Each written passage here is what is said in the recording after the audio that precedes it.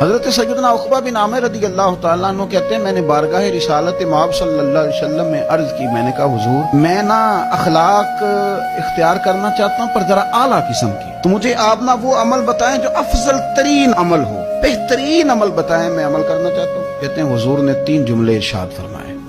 اللہ کے محبوب علیہ الصلوۃ والسلام فرمانے لگے سن پھر، جو تجھے محروم کرے نا اسے دیا کر، اور جو تجھ سے توڑے اس سے جوڑا کر، اور فرمایا جو تیرے اوپر ظلم کرے اسے معاف کر دیا کر، رب تیرے اخلاق کو سب سے اعلیٰ بنا دے گا۔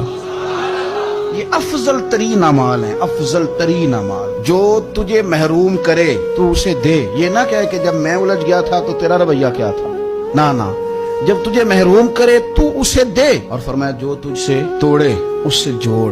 یعنی اس کا معنی یہ ہے کہ کچھ لوگوں کے پیچھے بھی پھرنا پڑتا ہے، توڑنے والے سے تھوڑا سا جوڑ، تھوڑا بازو کھول۔